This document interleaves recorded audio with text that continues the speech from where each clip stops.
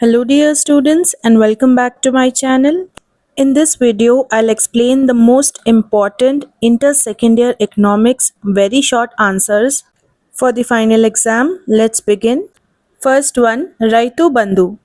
ये एक स्कीम है जिसे तेलंगाना गवर्नमेंट ने स्टार्ट किया है फसल का सीजन आने से पहले यानी कि क्रॉप सीजन जिसमें क्रॉप्स को ग्रो करते हैं फार्मर्स वो आने से पहले फार्मर्स तक पैसा पहुंचना चाहिए। इन पैसों से फार्मर्स की मदद होती है, वो बीज और फर्टिलाइजर्स को खरीद सकते हैं। फर्टिलाइजर्स सब्सटेंसेस होते हैं नेचुरल और आर्टिफिशियल जिसको प्लांट्स में डालने से प्लांट्स अच्छी तरीके से ग्रो होते हैं। इससे फार्मर्स को पैसों की प्रॉब्लम्स नहीं होंगी यानी कि फाइनेंशियल प्रॉब्लम्स, स्पेशली तब जब वो क्रॉप्स को सो करेंगे यानी कि बीज डालेंगे ज़मीन में। इससे एग्रीकल्चर को सपोर्ट मिलता है और फार्मर की इनकम भी बेहतर होती है। It improves the farmers income. Second one, buffer stock. Buffer stock का मतलब है एक्स्ट्रा खाना, एक्स्ट्रा ग्रेन्स जैसे कि राइस है, व्हीट है, इन सब को स्टोर करके रखना। जो गवर्नमेंट है वो ये फार्मर से खरीदती है फिक्स्ड प्राइसेस पर। अगर कहीं पर भी खाने की कमी है यानी कि शॉर्टेजेस आ जाएं या फिर खाने की चीज़ों के प्राइसेस राइज हो जाएं, बढ़ जाएं, तब इस बफर स्टॉक को इस्तेमाल किया जाता है। इससे आप खाने की चीज़ों के दाम को कंट्रोल में रख सकते हो और ये गरीब लोगों को भी सपोर्ट करता है। जो एफसीआई है वो मैनेज करता है बफर स्टॉक को इंडिया में। Third one is globalization. Globalization का मतलब है दुनिया भर की कंट्रीज़ कनेक्टेड हो जाना ट्रेड के ज़रिए यानी कि buying and selling of goods या फिर आइडियाज़ के ज़रिए। गुड्स एंड सर्विसेज को बड़ी ही आसानी से देशों के बीच एक्सचेंज किया जाता है। इससे ग्लोबल ब्रांड्स जो है वो इंडिया में आते हैं, नई टेक्नोलॉजी आती है, इससे मदद मिलती है बिजनेसेस को ग्रो करने में और नए जॉब्स बनाने में। लेकिन इससे नुकसान पहुंच सकता है। It can harm small local industries. Fourth one is Janani Suraksha Yojana. इस स्कीम को प्रेग्नेंट वुमेन के लिए स्टार्ट किया गया था जो कि गरीब परिवारों से आती हैं। इससे उन्हें कैश की हेल्प मिलती है यानी कि पैसों की मदद उनकी सेफ डिलीवरी के लिए हॉस्पिटल्स में। इससे ये होता है कि मदर की हेल्थ साउंड रहती है और चाइल्ड बर्थ के टाइम डेथ्स नहीं होते। ये पार्ट है इंडिया के नेशनल हेल्थ मिशन का। ये इम्प्रूव करता है हेल्थ केयर वुमेन के लिए और बेबीज़ के लिए। Fifth one is liberalization. इसका मतलब है स्ट्रिक्ट गवर्नमेंट के कंट्रोल को रिमूव करना, हटाना इकोनॉमी में से। इसे इंडिया में 1991 में स्टार्ट किया गया था। इसकी मदद से कई सारी प्राइवेट कंपनीज फ्रीली ग्रो हुई हैं और फॉरेन कंपनीज को अलाउ किया गया था कि वो इन्वेस्ट करें इंडिया में। इससे इंडिया में कंपटीशन इंक्रीज हुआ था और इकोनॉमिक ग्रोथ भी हुई थी। Sixth one is LIC. LIC का मतलब है life insurance corporation of India. ये एक गवर्नमेंट की इंश्योरेंस कंपनी है जिसे 1956 में स्टार्ट किया गया था ताकि लोगों को लाइफ इंश्योरेंस पॉलिसीज़ प्रोवाइड किए जा सके। लाइफ इंश्योरेंस पॉलिसी देती है मनी अगर कोई इंसान मर जाए जिसने पॉलिसी ली थी या फिर उस पॉलिसी की मैच्योरिटी हो जाए यानी कि वो डेट आ जाए जिस पर इंश्योरेंस कंपनी ने वादा किया था कि वह फुल अमाउंट पे करेगी इंश्योरेंस पॉलिसी होल्डर को। ये कई सारे परिवारों की मदद करता है during emergencies. Now number seven is minimum support price, MSP. MSP का मतलब है मिनिमम सपोर्ट प्राइस। ये एक फिक्स्ड प्राइस होता है जिस पर गवर्नमेंट किसानों से क्रॉप्स को खरीदती है। इससे फार्मर्स की मदद होगी कि उन्हें फेयर प्राइसेस पर उनके क्रॉप्स को बेचने का मौका मिलेगा, फिर चाहे मार्केट के हालात ख़राब ही क्यों ना हो। ये प्रोटेक्ट करता है फार्मर को किसी भी फाइनेंशियल लॉस से जो कि उसे हो सकता था अगर वो अपने क्रॉप्स को लो प्राइसेस पर बेचे। जो गवर्नमेंट है वो खरीदती है क्रॉप्स जैसे कि राइस और व्हीट। इस मिनिमम सपोर्ट प्राइस की मदद से फार्मर्स को फाइनेंशियल सिक्योरिटी होती है यानी कि वो पैसों से सिक्योर रहते हैं। Eight one, what is physical quality of life index, PQLI. PQLI इस्तेमाल किया जाता है मेजर करने के लिए क्वालिटी इंसान की ज़िंदगी की। ह्यूमन लाइफ ये इंक्लूड करता है लाइफ एक्सपेक्टेंसी यानी कि कितने साल तक इंसान जिएगा। इन्फेंट मोर्टेलिटी यानी कि कितने बच्चे जिएंगे 1 साल की एज तक। लिटरेसी रेट यानी कि कितने लोग पढ़ और लिख पाएंगे। इस इंडेक्स का फोकस सिर्फ पैसा या फिर इनकम पर नहीं होता। जितना ज़्यादा इंडेक्स होगा यानी कि PQLI, उतने ही बेटर लिविंग कंडीशंस होंगे इंसान के। इसकी मदद से हम कंपेयर कर सकते हैं बहुत सारी कंट्रीज़ की प्रोग्रेस को। 9th one is GIC। GIC का मतलब है general insurance corporation of India. ये इंश्योरेंस प्रोवाइड करती है उन चीज़ों के लिए जो कि अदर देन लाइफ है, यानी कि LIC तो आपको ज़िंदगी का इंश्योरेंस देगी, लेकिन GIC इंश्योरेंस कवर करेगी कार्स का, हेल्थ का, होम का, बिजनेसेस का। इस GIC को 1972 में शुरू किया गया था, जिसे गवर्नमेंट ओन करती है। ये GIC मदद करता है एक्सीडेंट्स या फिर नुकसान के टाइम, लॉसेस के time. 10th one is infant mortality rate. Infant mortality बताता है कि कितने बेबीज होंगे अंडर द एज ऑफ 1 जो कि मरने वाले होंगे, babies dying under the age of 1। इसे मेजर किया जाता है 1000 बच्चों की बर्थ के साथ। हाई रेट अगर इन्फेंट मोर्टेलिटी का हो, तब इससे पता चलता है कि पुअर हेल्थ कंडीशन है लोगों की और उन्हें प्रॉपर मेडिकल केयर नहीं मिली है। अगर इन्फेंट मोर्टेलिटी रेट कम हो, तब पता चलता है कि प्रॉपर हेल्थ सर्विसेज मिली है लोगों को, और ये एक इम्पॉर्टेंट साइन होता है in the development of the nation. Question number 11, आसरा पेंशन स्कीम। ये एक स्कीम है तेलंगाना में, जिसकी मदद से हर महीना गरीब और ज़रूरतमंद लोगों को पैसे मिलते हैं। जो लोग बूढ़े हैं, ओल्ड हैं, जो विडोज़ हैं यानी कि बेवा हैं, एंड जो डिसेबल्ड लोग हैं यानी कि हैंडीकैप्ड लोग हैं, उनकी मदद होती है इस स्कीम से। ये सपोर्ट करता है उन लोगों को जो कि काम कर कर कमा नहीं सकते, who can not work and earn. ये उन्हें इज्जत के साथ ज़िंदगी जीने में मदद करता है। 12th one, what is privatisation. Privatisation का मतलब है गवर्नमेंट बिजनेसेस को प्राइवेट कंपनीज को दे देना। इससे मदद होती है इम्प्रूव करने में सर्विसेज और रिड्यूस करती है गवर्नमेंट के लॉसेस। प्राइवेट कंपनीज काफ़ी तेज़ और बेहतर काम करते हैं। ये इंक्रीज करते हैं कंपटीशन और ख्याल भी रखते हैं कस्टमर की पसंद का, कस्टमर्स चॉइस। इसे स्टार्ट किया गया था 1991 में इंडिया में।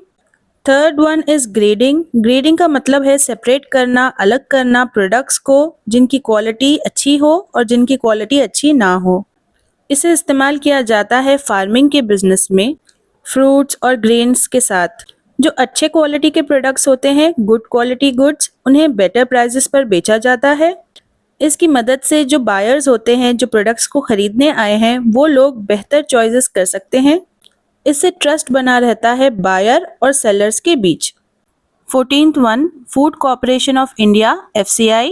इसे स्टार्ट किया गया था 1965 में इंडियन गवर्नमेंट द्वारा।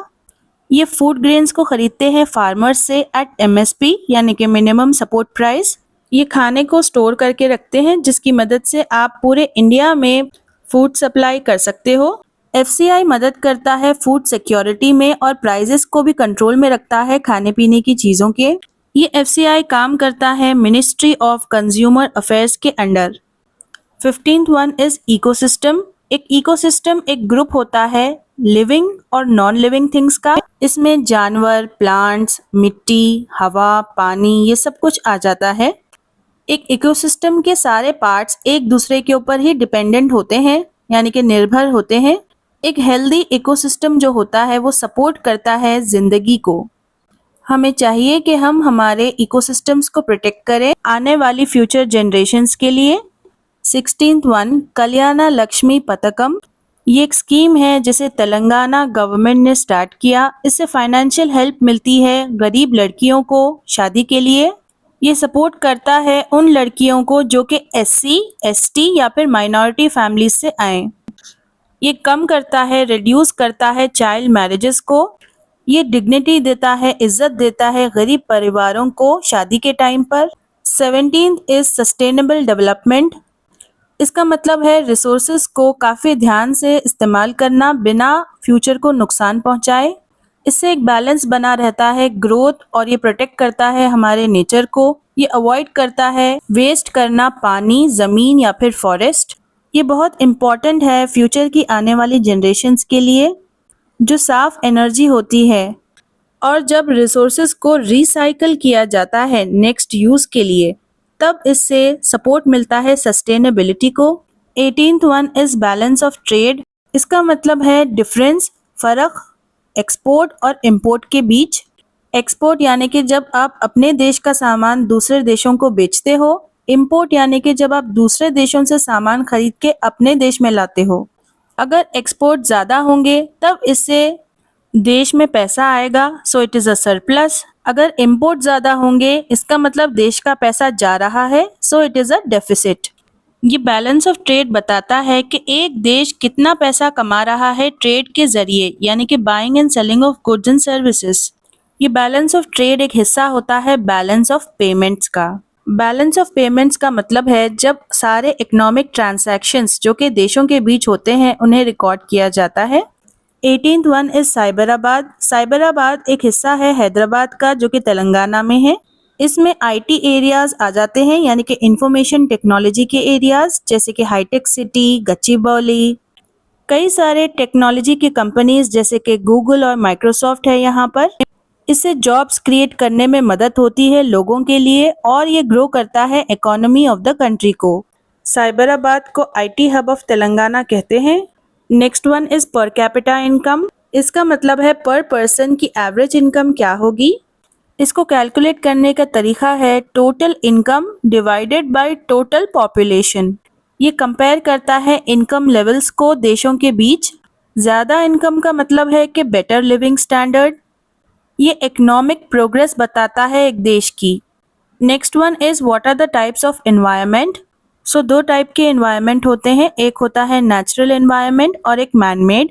नेचुरल एनवायरनमेंट में हवा, पानी, ज़मीन और जानवर आते हैं। मैन मेड एनवायरनमेंट में बिल्डिंग्स, रोड्स, मशीन्स, ये सारी चीज़ें आती हैं। दोनों भी एनवायरनमेंट्स इंसान की ज़िंदगी और उसकी डेवलपमेंट को अफेक्ट करते हैं। हमें चाहिए कि हम दोनों को प्रोटेक्ट करें बेहतर फ्यूचर के लिए। Next one is self reliance. इसका मतलब है डिपेंड करना अपने खुद के रिसोर्सेज पर। इसकी मदद से कंट्री स्ट्रॉन्ग और इंडिपेंडेंट बन जाती है। तो इसकी मदद से हमें फॉरेन देशों की मदद लेने की ज़रूरत नहीं है, जैसे कि यूएस, अमेरिका। ये सपोर्ट करता है लोकल इंडस्ट्रीज़ को, जॉब्स को। इंडिया ने इसे प्रमोट किया है थ्रू मेक इन इंडिया, यानी कि इंडिया में बनाओ। Next one is micro finance. ये स्मॉल लोन होता है जो कि गरीब लोगों को दिया जाता है। ये उनकी मदद करता है छोटे बिजनेसेस को स्टार्ट करने में या फिर सेल्फ एम्प्लॉयमेंट, यानी कि खुद के लिए कमाना खुद के बिजनेस के साथ। ऐसे माइक्रो लोन्स मोस्टली वुमेन लेती हैं। ऐसे माइक्रो लोन्स बैंक्स या फिर एनजीओज देते हैं। एनजीओज यानी कि नॉन गवर्नमेंटल ऑर्गेनाइजेशंस। ये कम करते हैं गरीबी और सपोर्ट करते हैं रूरल डेवलपमेंट को, यानी कि ऐसे एरियाज को जो कि शहर से दूर है। Next one is population explosion. Population explosion का मतलब है बहुत तेजी से बर्थ्स होना, यानी कि लोग ग्रो होते हैं। ज़्यादा पॉपुलेशन होगी तो गरीबी रहेगी और लोगों को जॉब्स भी नहीं मिलेंगे, पॉवर्टी एंड अनएम्प्लॉयमेंट। इससे लोगों के खाने पर प्रेशर, पानी पर प्रेशर, हाउसिंग, लोगों को रहने के लिए घरों की प्रॉब्लम होगी। ये पॉपुलेशन एक्सप्लोजन असर करता है हेल्थ और एजुकेशन के सर्विसेज को भी। तो ये ज़रूरी है कि प्रॉपर फैमिली प्लानिंग की जाए पॉपुलेशन एक्सप्लोजन को रोकने के लिए। 25th one is economic infrastructure. अब इंफ्रास्ट्रक्चर में सब कुछ आ जाता है, जैसे कि रोड्स, इलेक्ट्रिसिटी, ट्रांसपोर्ट, कम्युनिकेशन। ये सारी चीज़ें मदद करती हैं इंडस्ट्रीज़ को और लोगों को बेहतर काम करने में। एक अच्छा इंफ्रास्ट्रक्चर सपोर्ट करता है बिजनेस और उसकी ग्रोथ को। ये इम्प्रूव करता है ट्रेड, यानी कि buying and selling of goods and services, और इंसान की डेली लाइफ को भी इम्प्रूव करता है। ये इम्पॉर्टेंट है डेवलपमेंट ऑफ द नेशन के लिए। Next one is national rural health mission. इस मिशन को 2005 में इंडियन गवर्नमेंट ने स्टार्ट किया था ताकि वो इम्प्रूव कर सके रूरल एरियाज में हेल्थ सर्विसेज। इस मिशन की मदद से हॉस्पिटल्स बिल्ड किए गए हैं, फ्री मेडिसिन लोगों तक पहुंची है। ये कम करता है मैटर्निटी के टाइम, यानी कि चाइल्ड बर्थ के टाइम बच्चों की मौत होने से। ये मिशन गांव में रहने वाले लोगों की मदद करता है ताकि उन्हें बेहतर केयर मिले। Next one is tertiary sector. इस सेक्टर को सर्विस सेक्टर भी कहते हैं। इसमें बैंकिंग, ट्रांसपोर्ट, एजुकेशन और हेल्थ के सर्विसेज इंक्लूडेड होते हैं। ये प्रोड्यूस नहीं करता गुड्स को, बट ये सपोर्ट करता है गुड्स के प्रोडक्शन को। इसकी मदद से नए जॉब्स को क्रिएट किया जाता है शहरों में। ये काफ़ी तेज़ी से ग्रो हो रहा है इंडिया में। नेक्स्ट वन इज ट्रिप्स और ट्रिम्स। ट्रिप्स डील करता है प्रोटेक्ट करने में पेटेंट्स एंड कॉपीराइट्स को। पेटेंट राइट्स यानी कि ओनरशिप राइट्स। तो जो फॉरेन इन्वेस्टमेंट के रूल्स होते हैं उसके साथ डील करता है ट्रिम्स। ये दोनों ही डब्ल्यूटीओ के एग्रीमेंट्स है ताकि दुनिया भर में लोग प्रॉपर सही तरीके से ट्रेड करें, यानी कि buying and selling of goods and services. WTO का मतलब है world trade organization. TRIPS and TRIMS help करते हैं प्रोटेक्ट करने में कंपनीज को और उनके इन्वेंशंस को, यानी कि जो चीज़ें उन कंपनीज ने बनाई हैं। ये इंटरनेशनल बिजनेस करने के लिए बहुत इंपॉर्टेंट है। Next one is economic development. Economic development का मतलब है लोगों की जिंदगियों को इम्प्रूव करना, इम्प्रूवमेंट ऑफ पीपल्स लाइफ्स, यानी कि लोगों को हर चीज़ बेटर मिलना, better jobs, income, education, health. इसका मतलब ये भी है कि कम गरीबी, लेस पॉवर्टी, और कम इनइक्वालिटी, यानी कि सबको इक्वल ट्रीटमेंट मिलना। सो इकोनॉमिक डेवलपमेंट बस पैसे की ही बात नहीं है, ये एक देश की रियल प्रोग्रेस को दिखाता है। Next one is inclusive growth. Inclusive growth का मतलब है ऐसी ग्रोथ जो कि सबकी मदद करे। ये इक्वल चांसेस, इक्वल मौके देता है गरीब लोगों को भी और अमीर लोगों को भी। इससे हमारी सोसाइटी में इनइक्वालिटी कम होती है, यानी कि भेदभाव। ये सपोर्ट करता है जॉब्स, एजुकेशन और हेल्थ सबके लिए। ये मदद करता है कंट्री को ग्रो होने में एक सही तरीके से, in a fair way. Next is infrastructure. Infrastructure का मतलब है बेसिक सिस्टम, जैसे कि रोड्स, इलेक्ट्रिसिटी। इंफ्रास्ट्रक्चर मदद करता है इंडस्ट्रीज को, ट्रांसपोर्ट को और डेली लाइफ को। एक अच्छा इंफ्रास्ट्रक्चर इंक्रीज करता है प्रोडक्शन एंड ट्रेड, यानी कि लोग ज़्यादा प्रोड्यूस कर पाते हैं चीज़ों को, और बाइंग एंड सेलिंग यानी कि ट्रेड हो पाता है। और ये बहुत ज़रूरी है एक कंट्री की इकोनॉमिक डेवलपमेंट के लिए। एक इंफ्रास्ट्रक्चर मदद करता है कनेक्ट करने में रूरल एरियाज़ को, यानी कि ऐसे एरियाज़ जो कि शहर से दूर है, उन्हें अर्बन एरियाज़ के साथ। Next one, junior colleges in Telangana. ये ऑफर करते हैं एजुकेशन 10th क्लास के बाद।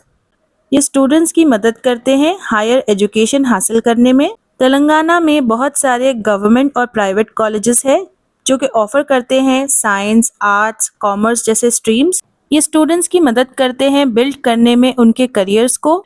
Next is TS I pass. TS I pass एक स्कीम है तेलंगाना में। इसके फास्ट अप्रूवल्स होते हैं, यानी कि क्विकली इसे एक्सेप्ट कर लिया जाता है। इंडस्ट्रीज को स्टार्ट करने के लिए ये मदद करता है अट्रैक्ट करने में नए बिजनेस और इन्वेस्टमेंट्स को। ये नए जॉब्स बनाता है और सपोर्ट करता है कंट्री की ग्रोथ को। ये तेलंगाना को एक बिजनेस फ्रेंडली स्टेट बनाता है। Next question, what are the objectives of GATT. GATT जो है वो प्रमोट करता है फ्री एंड फेयर ट्रेड, यानी कि देश भर में आप फ्रीली गुड्स एंड सर्विसेज को बाय एंड सेल कर सकते हो और एक फेयर तरीके से। जब आप अदर कंट्रीज से गुड्स को अपने कंट्री में इंपोर्ट करते हो तो उसके ऊपर टैक्स लगता है, तो ऐसे टैक्सेस को रिड्यूस करता है गैट। और ये ट्रेड के बैरियर्स को भी कम करता है, यानी कि उन प्रॉब्लम्स को जो कि आती हैं जब आप बाय और सेल करते हो गुड्स एंड सर्विसेज। जो ट्रेड से रिलेटेड प्रॉब्लम्स आती हैं, यानी कि डिस्प्यूट्स, ये उन्हें सेटल करने में मदद करता है पीसफुल वे में। ये गैट एनकरेज करता है ग्लोबल कोऑपरेशन इन ट्रेड, यानी कि दुनिया भर के लोग आपस में कोऑपरेट करें। वर्ल्ड ट्रेड ऑर्गेनाइजेशन यानी कि डब्ल्यूटीओ ने आगे जाकर रिप्लेस किया है गैट को 1995 में। Next one, maternal mortality. Maternal mortality का मतलब है कि जब चाइल्ड बर्थ होता है तब वुमेन की डेथ होती है, उसे कहते हैं मैटरनल मोर्टेलिटी। इससे पता चलता है कि वुमेन की हेल्थ केयर की क्वालिटी कितनी ज़्यादा ज़रूरी है। इसे मेजर किया गया है अबाउट 1 लाख लाइव बर्थ्स के साथ। अगर मैटरनल मोर्टेलिटी का रेट ज़्यादा है, हाई रेट है, इसका मतलब है कि औरतों को प्रॉपर मेडिकल सर्विसेज नहीं मिली हैं, they got poor medical services. अगर हॉस्पिटल्स को बेटर बनाया जाए तब ऐसे मैटरनल डेथ्स को रोका जा सकता है, और at least it can be reduced. Next one, industrial policy resolution 1956। इस पॉलिसी ने इम्पोर्टेंस दी है पब्लिक सेक्टर इंडस्ट्रीज को। इस रेजोल्यूशन ने डिवाइड किया है इंडस्ट्रीज को 3 ग्रुप्स में। इसकी मदद से आप पॉवर्टी और इनइक्वालिटी यानी कि गरीबी और अनफेयर ट्रीटमेंट को कम कर सकते हो। ये इंडस्ट्रियल पॉलिसी रेजोल्यूशन सपोर्ट करता है स्टील और माइनिंग जैसे हेवी इंडस्ट्रीज को। इसने इंडिया की अर्ली इंडस्ट्रियल ग्रोथ को सपोर्ट किया है। Next is balanced regional development. इसका मतलब है इक्वल ग्रोथ होना सारे रीजन्स की यानी कि सारे एरियाज की एक देश के अंदर। कोई भी एरिया बैकवर्ड यानी कि अंडर डेवलप्ड या फिर गरीब नहीं होना चाहिए। इससे होगा ये कि लोग माइग्रेशन नहीं करेंगे यानी कि गांवों से शहरों में नहीं आएंगे बेहतर जिंदगी की तलाश में। बैलेंस रीजनल डेवलपमेंट की मदद से सब लोगों को इक्वल एंड फेयर अपॉर्चुनिटीज यानी कि चांसेस मिलते हैं। कुछ स्पेशल प्रोग्राम्स को कंडक्ट किया जाता है वीकर एरियाज में उन एरियाज की ग्रोथ के लिए। Next is poverty line. Poverty line का मतलब है minimum income needed for basic needs, यानी कि कितनी इनकम आपकी होनी चाहिए आपकी बेसिक नीड्स को कंप्लीट करने के लिए। जो लोग पॉवर्टी लाइन के नीचे होते हैं उन्हें गरीब कंसिडर किया जाता है। ये पॉवर्टी लाइन अलग होती है रूरल एरियाज में और अर्बन एरियाज में। ये गवर्नमेंट की मदद करती है ताकि गवर्नमेंट मदद कर पाए गरीबों की। इसका इस्तेमाल किया जाता है गरीबी को मेजर करने के लिए। Last one is balance of payments. ये बताता है कि देश में कितना पैसा आ रहा है और कितना पैसा बाहर जा रहा है। इसमें इंक्लूड करता है ट्रेड यानी कि buying and selling of goods and services, investments जो आप दूसरे देशों में इन्वेस्ट करते हो या फिर दूसरे देश आपके कंट्री में इन्वेस्ट करते हैं, और सर्विसेज। अगर ज़्यादा पैसा आता है देश के अंदर तब उसे सरप्लस कहेंगे, अगर ज़्यादा पैसा बाहर जाता है तब उसे डेफिसिट कहेंगे। ये मदद करता है समझने में एक कंट्री की इकोनॉमिक पोजीशन को, यानी कि एक कंट्री क्या लेवल पर है उसकी वेल्थ में, उसकी इनकम में और उसकी डेवलपमेंट में। Students, if you think I was able to help you, then don't forget to hype this video and don't forget to contact me on my Telegram ID if you want easy notes. Do check out the playlist that I gave in the comment section and hit the bell icon to get notified for my next upcoming video.